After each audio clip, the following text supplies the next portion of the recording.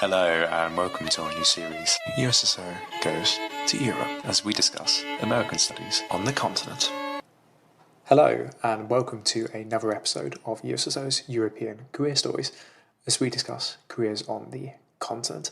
Today we're going to go a step further, discussing not just working in Europe, but working in North America and the Middle East in 3 continents.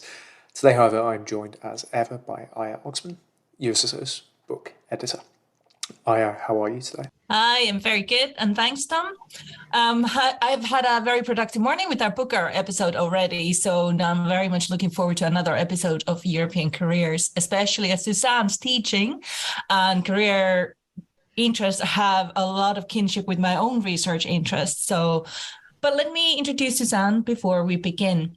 Suzanne Enzerink is an assistant professor of American Studies at the University of St. Gallen, where she works on transnational cinema, global media streams, and the subversive potential of race and sexuality within US cultural productions. Suzanne was born and raised in the Netherlands, earning a BA and an MA at the University of Groningen before receiving a PhD in American Studies from Brown University in 2019. Suzanne then worked as an assistant professor at the American University of Beirut before joining St. Gallen for this academic year. There, Suzanne is currently working on a book project on interracial romance and women of color in Cold War film entitled Give Me Color, Forgotten Fictions of Intersectionality, 1950 to 1967. Great, thank you, Aya. Welcome, Suzanne. To start things off, congrats first on your new job at St. Gallen. Could you just talk us through how you came to American Studies and the many, many places that career has taken you to? Yeah, absolutely. First of all, thank you so much for having me. I'm excited to have the chance to share with a larger audience a little bit of my sojourns in American Studies, if you will. So I have to admit, how I initially came to American Studies was a little bit of a coincidence. I think like many teenagers in the Netherlands growing up, the Netherlands was always saturated with US culture. So for me, an interest in the US really started from the cultural aspect. When I was going to university in the Netherlands, this is a little stroke of luck as well, I have to admit. University fees were very low, which I think gave me the opportunity to explore a subject that I genuinely felt interested in. So a little bit of personal context. My dad's an accountant, my sister's in investment management. There very much was the expectation that I will do something similarly lucrative. So my dad took me to Groningen to go to an open day, and I had a spare hour and kind of by coincidence fell into, the American Studies talk. And I was immediately taken by it because in high school, I always loved history. I loved literature. I wasn't even aware of the fact that there was something as interdisciplinary as American Studies. And when I was there and I listened to what you could study, I really felt that it was for me. So that's why I started the bachelor's in American Studies, really fell in love with it. I did an exchange semester at the University of North Carolina in Chapel Hill, which is actually my first time in the US. I'd never been on holiday to the US or anything prior to starting American Studies. So it was a little bit of a leap of faith, if you will.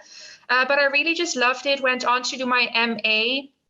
And then I got fortunate enough to get a grant from the Dutch government to spend part of my master's overseas, which I did do at Brown University as well. So that's how I made some connections there. And I do have to say, many of the opportunities that were available to me then aren't available to students anymore, unfortunately. And I know it's the same in many other countries. But the fellowship program that I went as part of has been discontinued by the Dutch government. And I think in a lot of countries, it's similar. It's really austerity measures that are kind of impacting international mobility. So I got very lucky. I really got to have an exciting international adventure. But I don't want to create the expectation that this will be possible for everyone today as they wish. So I fell into Brown University. After that, I taught high school for a year in Massachusetts, actually, before returning to the PhD, which for me really solidified that I loved teaching. And that was really what sort of pushed me over the edge. And I felt, okay, I feel strongly enough about this that I want to try to pursue a career in academia. So that's why I started applying to PhD programs. As you said, I did my PhD in Providence, Rhode Island. But then, I went on the market. I finished my PhD kind of in the middle of Donald Trump's presidency. I'd become a little disillusioned to an extent about the social climate in the US. I also started feeling a little bit homesick. I definitely was interested in applying to positions closer to home as well. And then when I saw the job in Beirut, it was joined between American studies and media studies. It almost felt written in the stars. It kind of perfectly matched my profile. I applied to it. I'd never been to the Middle East. I went in completely blind, but I ended up loving it in Beirut. And the only reason I left there, I have to admit, is just because life in Beirut became very difficult.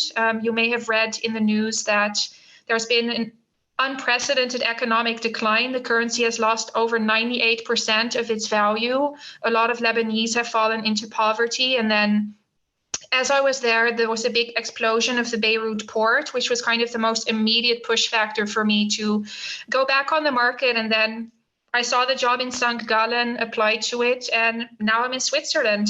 So I've kind of been all over, in part because I was open to it, but also in part just because of luck and coincidence.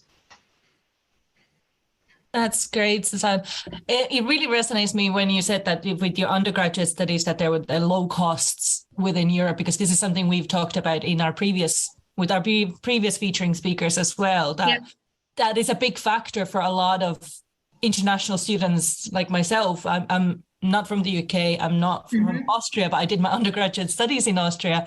Okay. And, the cost is incomparable to UK, where that just limits so much. So that is very interesting to hear as well. But also moving internationally often requires balancing the professional and the personal. With few academic jobs out there, academia often demands a geographical mobility that challenges friendships, homes, family partners, and caregiving responsibilities. So when you were making your career moves, how have you approached this job market while maintaining a work-life balance, something we also kind of have been talking about a lot in previous episodes, on both the day-to-day and the structural level? Yeah, I think that's a really good question. And I'm not going to lie, it hasn't been easy for me, especially, my move to Beirut and my move to St. Gallen, they were kind of close together. So I moved to Beirut in 2019, built up a social circle there, finally felt that I'd settled in a little bit. Then COVID happened, and then, start of 2022, I moved to Switzerland, and I really had to start again from scratch. I moved alone, so you really have to build up your social circle from nothing. So you really have to put yourself out there, and there are definitely moments when it's lonely and that it's, when it's very difficult to do that, to sort of motivate yourself to do that. So I definitely don't think it's something that anyone can or should want to do. And, again, as I said, I think if the Lebanese social situation hadn't taken such a sharp turn after my arrival, I'd have definitely preferred to stay there because it does start to wear on you. That being said, even moving to Beirut, I was already happy to be a lot closer to the Netherlands. So my entire family is still in the Netherlands. I have a twin sister. She's about to have her third baby this summer.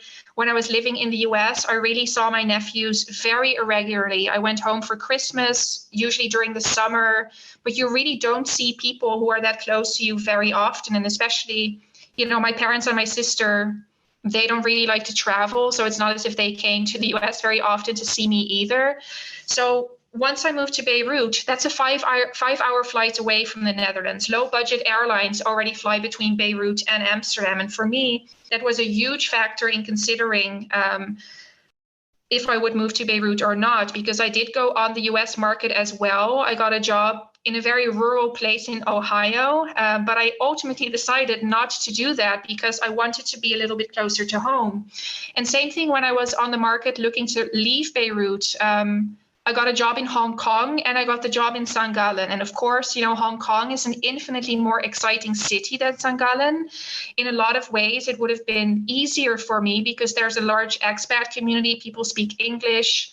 In St. Gallen, I arrived, I really had to take 8 hours of German classes a week to sort of help my social integration, if you will. But it really was the decisive factor that I would be a little bit closer to the Netherlands. and also to American Studies networks. So when I was in Beirut, I sort of became involved with BAS because that was the closest, substantial American Studies network available to me. In Europe, you of course have the European American Studies Association. Now in Switzerland, there's a Swiss Association for North American Studies. So I think professionally, in terms of networking, these were all factors that also played into my decision. Then on a day-to-day level, work-life balance, I always try to think of, a family member said it to me many years ago, when you're in old age, your health is declining. You don't really think about, that one time you submitted a paper late or that you weren't perfectly prepared for your lecture. What you really think about is the experiences you had, the people you met along the way, this great book you read, a vacation you took. And I know that in many ways that's a luxury because I am speaking as someone who's on a tenure track job again. And I know that that's very rare and I do have, the leeway to do that. But I always try to sort of find a balance between work and between life. I'm not working every day, for 12 hours trying to get the next article out. I try to go hiking. I'm in Switzerland after all, right? I'm 20 minutes from Lake Constance where I can go swimming, every day now that summer has arrived if I want to. I love reading fiction. I read at least one book of fiction a week just to give myself time to do something that's not tied to my work. And I think you really consciously have to build it in because as an academic, you technically could work all the time. All you need is your laptop. You need access to an archive, digital archive, sometimes even just a film, if like me, you're in media studies. So the temptation is there to blur the boundary. But I think, it's really worth it to make a conscious effort to preserve yourself as a person because you're a full person. You're not just an academic. We're not robots, right?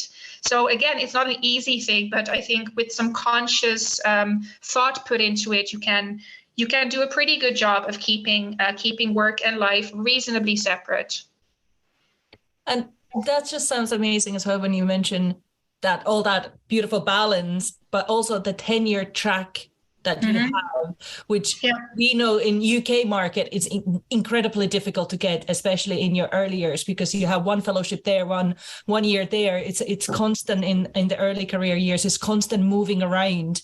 Yeah. And some of us, myself included, are not willing to do that. So it's very positive to hear that these opportunities do exist in Europe in a more permanent kind of possibilities than perhaps here. And maybe that's food for thought for us in UK to think what the opportunities are in places like Switzerland or Austria or Netherlands. Has many great English speaking and English using opportunities to teach and study. Exactly. And, I will say, so at my institution, University of St. Gallen, they only recently made the switch to the tenure track. So whereas a lot of universities, I know in the UK as well, are sort of discontinuing these kinds of permanent posts, both in the Netherlands and in Switzerland, there are still places that are switching to it to get rid of some of the precarious labor mechanisms that are becoming very formal in other places. So I do think, if you're willing to move, it's definitely worth looking into because, once you have moved, there is at least a measure of job security that might not be accessible somewhere like the UK or even the US, where they're also increasingly trying to get rid of tenure streams. Thank you, Suzanne. That's really interesting. It corroborates actually a lot of what we heard from our last guest, who said that the number one thing he learned from being a postdoc in Austria was that on the continent, researchers are adequately paid and recognised and valued for doing the specialised and extended training, which is what academic PhDs in American studies amount to. And yet, unfortunately, for all of us speaking here today, are not recognised for the vast majority of people entering early career academia within the United Kingdom at the moment. I'm really interested also in the year you spent teaching and your teaching philosophy. Your personal website notes that, quote, "My pedagogy is feminist and anti-racist. I design all my classes from citational politics to lesson plans with the goal of making sure that all students can thrive and feel welcomed, while at the same time actively working to decenter the Western male white texts that too often dominate syllabi." How has having this kind of international research career informed your teaching and the mission behind it expressed there? That's a very good question. And I think, honestly, it has differed depending on where I have taught. So I'll start with the most recent example. So the university where I currently work at is business oriented. That's what it's known for within Switzerland. So that also means that the vast majority of students are male, and of those, the vast majority are white and from a Germanic context. So this has been really interesting for me because they really don't come in with the same kind of background knowledge, for example, that I would expect someone when I was teaching at Brown or even in Beirut to come in with. They haven't really heard of things like intersectionality or sometimes even things like US civil rights movement, just because this has not been part of their standard education. And in a way, it makes sense, right? Why should high school students in Switzerland have to learn about things that were happening very far away? So for me, it's always this balancing act. How can I give them these basic analytical tools, which I do think are important, right? No matter if they go into a business career or if they do something else like law or international politics, which is also a huge research focus here. People should know about intersectionality. They should know about, unequal pay depending on your race, ethnicity, gender, etc. So for me, really the key point there, the blueprint, is always the syllabus. I always try to carefully weigh, who do I put on the syllabus? What kind of perspectives are we looking at? And, I know that in a lot of their other classes, they'll mostly encounter some of the standard theorists in the field, if you will. So I always try to do things a little bit differently. And I think in American studies, we're lucky in that there is an abundance of scholarship currently that focuses on exactly these issues that makes new connections between, certain geographic regions, certain, identity markers, certain groups. So, for example, one of the things I love teaching here are excerpts of Brian Russell Roberts and Michelle Ann Stevens, who look at how you can decontinentalize American studies. Brian Russell Roberts put out this book called Border Watchers not too long ago, which really invites people to take a different view of what counts as American studies. And then you have someone like Tiffany Lethabo King, who weaves together Black and Indigenous studies in this brilliant way. Someone like Christina Sharp, who crosses disciplines. So I really think in American studies, there's so much to choose from that it's almost hard justifying why you wouldn't put these kinds of text on the syllabus.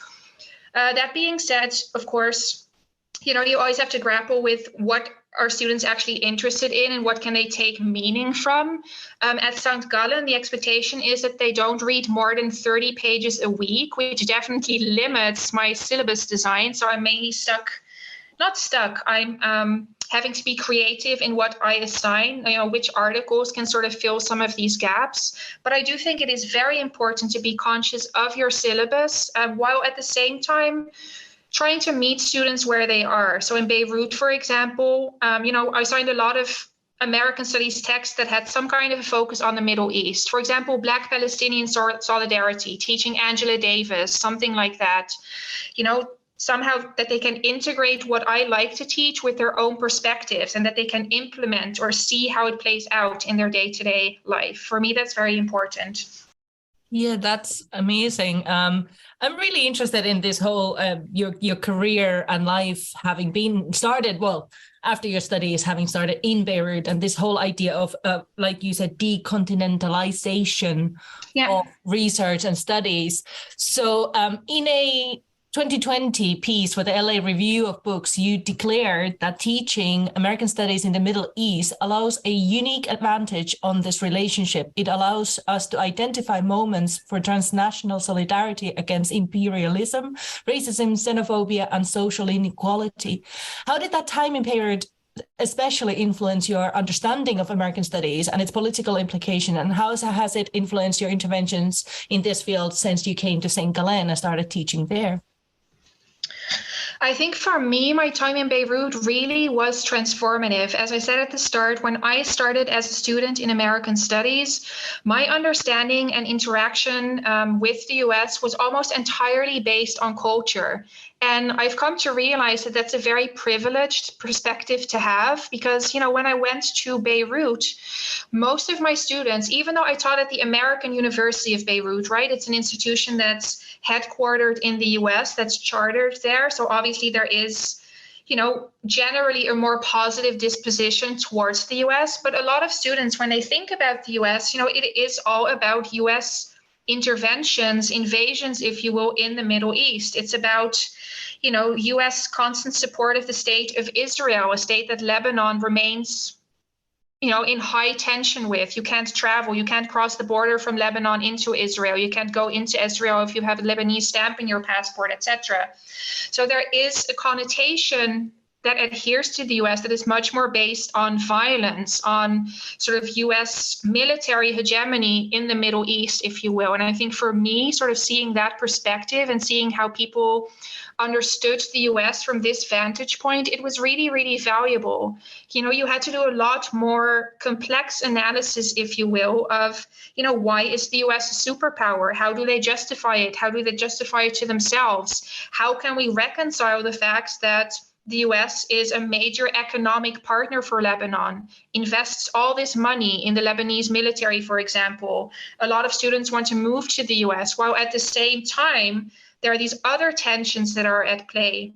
And as I said, for me, especially in my intro to American studies class, I therefore really designed a syllabus from scratch where we could look at some of these points of tension. So points of solidarity on the one hand, and again, Black Palestinian solidarity was a major part in that. So for example, Marwan Crady and Alex Lubin have a volume on Arab American studies or American studies in the Middle East.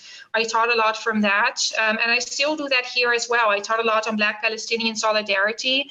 And in general, we just looked a lot at how different movements that may seem domestic in nature can generate more power by linking up with other international movements. And in St. Gallen this semester, for example, I'm teaching a class called US Civil Rights in Global Context. So we look at, how did the civil rights movement connect with anti-apartheid activism in South Africa during the Cold War? Why were domestic reforms in the US easier to implement? Because they were in this rivalry with the Soviet Union. How did the Soviet Union use examples of American racism in its race for aligning the newly decolonized nations into their sphere of influence? Why were there so many global solidarity movements with Black Lives Matter? Why did Black Lives Matter resonate so much in all these different places all over the world? So I'm constantly trying to bring in this international angle to sort of get students to see that on the one hand, what happens in the US isn't just staying in the US. There are all these international reverberations, but the inverse is also true. Things that happen overseas can also impact US domestic developments. And actually, last week, some of my students gave a really interesting presentation on abortion rights comparatively between the US and Switzerland, something you don't even, that I had never really thought about, but they were able to demonstrate all these interesting connections. For example, that once Roe versus Wade was overturned, you had these Swiss insurance companies who now also sought to exclude abortion from their basic coverage, etc., kind of emboldened by what they had seen happen in the US. So there are all these myriad ways where you can see these interconnections, and you really have to take this kind of international lens to make it visible. Absolutely, that international lens and the is so huge, because in my own research as well, I talk about the Soviet Union and the African-American connection a lot, especially in the 40s and 50s, because there's this massive support of each other in the kind of the socialist circles as well. So that is very interesting that you brought that up, and the privilege of having these open borders that we have. Well, Europeans have. Us here in post-Brexit UK don't really have the same luxuries anymore. But being in Europe and having this open borders and this kind of safety in a whole new way and different way must be just so exhilarating in comparison to all these uncertainties that can happen in Beirut, in the US. Absolutely. Massive leaps backwards. Absolutely. Great, thank you for that, Suzanne. It was a really enjoyable piece to read, so we'll be sure to link it in our episode materials. That kind of brings us on to the main theme, which we've been circling around, and this is going to be a tough question, for which I apologise in advance. Academia often talks a lot about internationalism, about defying borders, about bringing ideas all over the world in a republic of letters, as many people like to call it. obviously that ignores a lot of the barriers that continue to exist in our profession, whether that be sexism, racism, ableism, classism, the barriers to entry, the barriers to knowledge profusion and dissemination, whether that be visas, transport costs. There's a lot about academic internationalism, the celebration of it, which worries many people about it being passive, environmentally damaging, half-hearted. I mean, what for you should academic internationalism look like? Are we there as an academy and as a field? And what can be done further to actually create an internationalism that truly opens minds? I think it's a really good question. And initially, my first response is I'm inclined to take a negative view. I think academic internationalism is a beautiful idea in theory. I don't think it currently exists. As you said, a main thing is a visa issue. The American Studies Association conference, the big one in our field, it always takes place in the US or in Canada. This excludes huge groups of people from attending because they can't get a visa. And actually 2 weeks ago, I was invited to speak at a symposium in New York. I was supposed to be joined by a colleague from the American University of Beirut. Her visa got declined. She got an interview at the US Embassy in Beirut. She only has a Lebanese passport.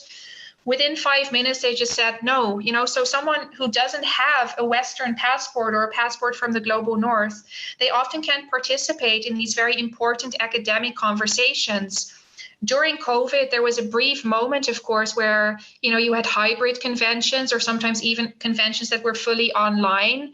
In a way, that's a workaround, but it does seem like organizations are returning to privileging in-person conferences. And this is a very, very difficult question because obviously there is an appeal and there is importance in actually seeing each other face to face, in informal networking, etc. These things are very difficult to replicate via Zoom. But I think it's really important to keep in mind that in-person conferences exclude a lot of people, predominantly scholars from the global South. What can we do? I think it's a difficult question. I think it has to start with valuing and valorizing scholars who come from institutions that you may have never heard of, that are based on the global South, right?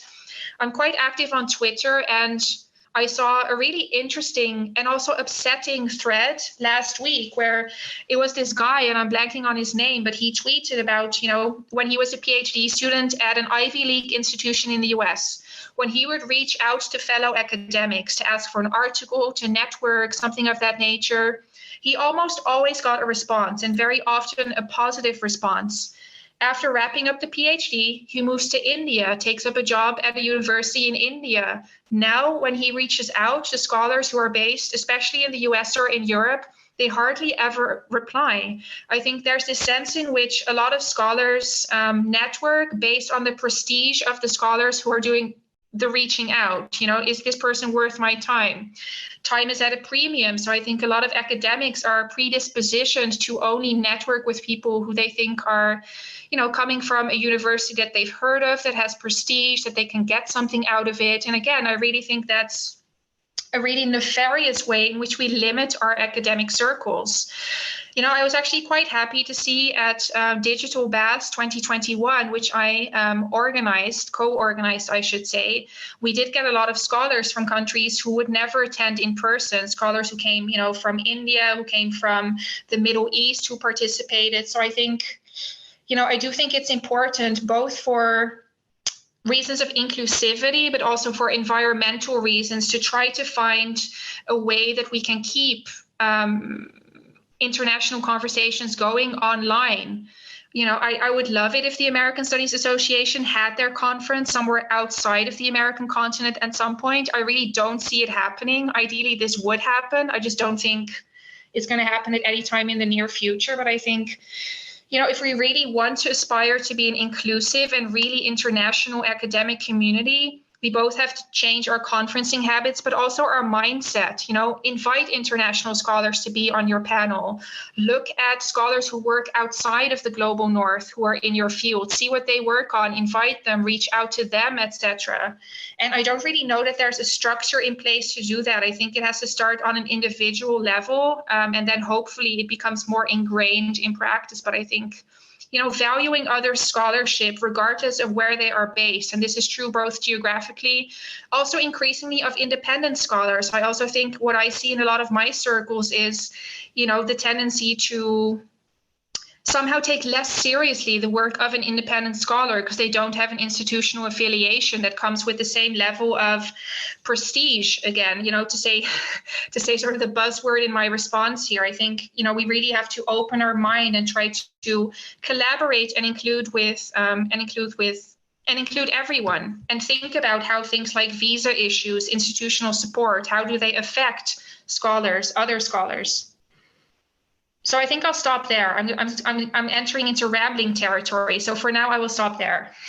Thank you. That's really interesting, and it tallies with a lot of what USSO are trying to do at the moment in terms of having these conversations and promoting and empowering the work and scholarship of those coming from historically underrepresented and marginalised communities.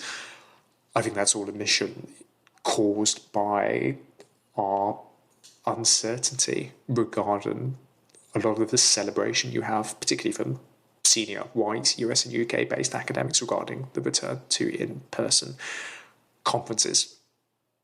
Invariably, for cost reasons, for visa reasons, for reasons owing to the chaos that is the contemporary grant landscape, that is going to exclude a lot of voices. I think if you look in our conferences, one has to be aware and can't not be aware that the global north is populationally vastly overrepresented to a degree which perhaps we don't talk enough about, particularly given our discipline's roots in Euro-American and Cold War cultural exchange. That's a long way of saying, that's a long way of ranting, really, but it all really resonates. So thank you for that. I don't know if you have anything to say to distract from my gloom and doom. No, I just find it all so fascinating, and it just got me thinking a lot about especially the decontinentalization and the privileges that European facilities do give in terms of safety, not just geographically, but also in terms of jobs and other prospects, which is a very important, like we all know how precarious academic careers and research can be and how expensive it can be and all of these things. I had considered for the longest time before I came to Scotland to do my research, for the longest time I was actually considering going to Netherlands because there were a couple of universities there that would have been closer to home at the time. My mother lived in Belgium. Right. I grew up in Belgium, so it would have been so much easier and so on, It's funny how you say you never went to US before you started your studies. And I'm in American studies. I finished my PhD and I still never been to the US. I was supposed to go, but then the pandemic hit. So there's just so many things that pandemic changed. And now the politics are changing in UK, in US, and so on and so on. And it reverberates through so much, like you were saying, in how we approach things and how we view things and how policies, like you said, were changing just because of what's happening in the US. So that is horrifying in many ways, but it's also great to see, like Tom was saying as well, all this great new research being done and new perspectives still being born. And I just find that all really, really fascinating. I agree. One note I would like to add on is, I think there's a lot of talk about internationalism, about borders becoming less important, but that's only within a certain subset of academia, even, if you will. I think, borders are only becoming more and more important. And this is true, both in academia and outside of it. But I really find it shocking when you look at, which academics cannot get a visa to even travel to their field's main conference. Who can apply for grants? It's a whole other issue. Grants are also increasingly becoming restricted based on nationality and kind of, in a form of nationalism. And I do get it. Resources are becoming more and more scarce, and you have to sort of limit who can access them. But it does lead to huge groups of students who really have no financially viable way to pursue an academic career anymore. And I think that's really concerning. And I think a lot of perspectives are being excluded and will end up being excluded from academia for this reason. Absolutely. Absolutely. I can't help but feel over the last 5 years, COVID offered a glimmer of possibility, the chance to do something different, and that there has been a failure to recognise the opportunities that opened up, and a failure to recognise the opportunities which a return to some kind of celebrated pre-COVID normality might be closing for, again, marginalised, underrepresented groups. We always seem to end a lot of these podcasts in the sense of gloom and doom. Perhaps it's inevitable given the current state of the academic job market and the world, but I think there's a lot to take away from this. Tenure track positions existing within Europe, and a lot regarding how we make this gloom and doom useful, how opening up our ears to these varied perspectives that can be learned through genuine internationalism can inform and make and construct a discipline that's more capable of challenging xenophobia and racism and sexism and all these things I think we're all trying to combat and have attempted to combat in entering what is ultimately a under-rewarded and under-recognised profession. It's our capacity to follow those missions that really makes all this chaos and uncertainty entirely worth it. So thank you very much, Suzanne, for your unique and fascinating perspectives today. There's a lot here that resonates, and I hope will continue to resonate with USSO and our mission as we continue into the 2023-2024 academic year. So thank you very much, both you and I, for joining, and we hope to hear from you very